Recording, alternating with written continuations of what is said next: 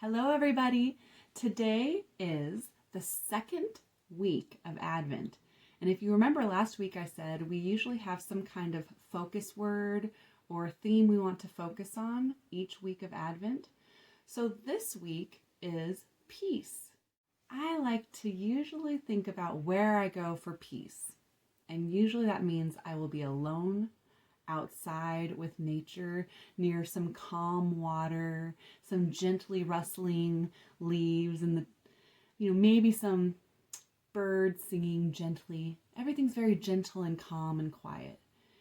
And a lot of times when we talk about Christmas and the birth of Jesus, we do kind of the same thing. We imagine a warm, softly lit, glowing barn where everything is clean and in its right place, and the animals are quiet and still, and then baby Jesus is born and hardly even makes a sound. I mean, that's in one of our favorite Christmas carols, I think. And that combined with these other images and understandings of peace, we kind of put all of that into the story of Jesus' birth. And that is really nice, and that would be really peaceful and relaxing. But when it comes to birth and when it comes to animals, that doesn't really happen, especially when it's a bunch of animals all crowded into one space. Animals are loud. Animals kind of do whatever they feel like.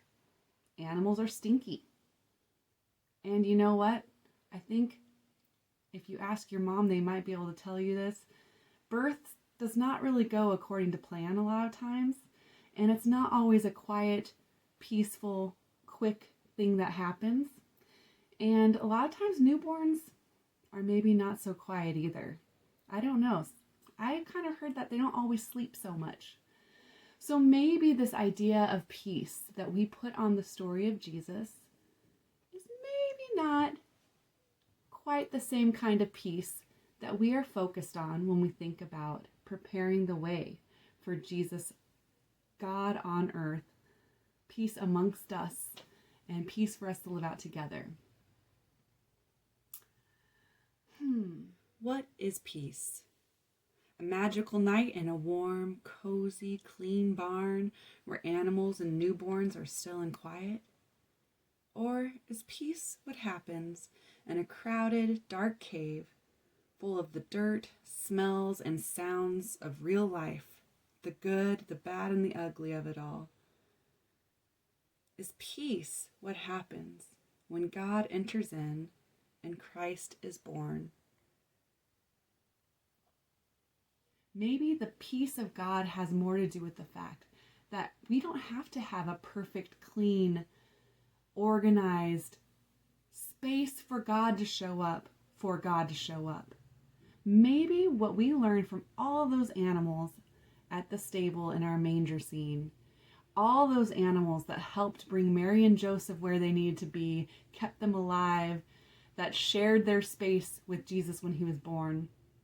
Maybe what we learn is that God is the one who can bring the peace no matter how messy the situation, no matter how scary or confusing or how unprepared we might be.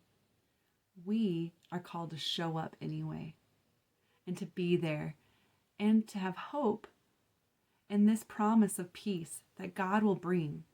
So we're going to show up, we're going to hope in that promise, we're going to prepare the way, and we're not going to let the ugliness of the world keep us from showing up and seeing the amazing work of just peace that God can bring into any situation.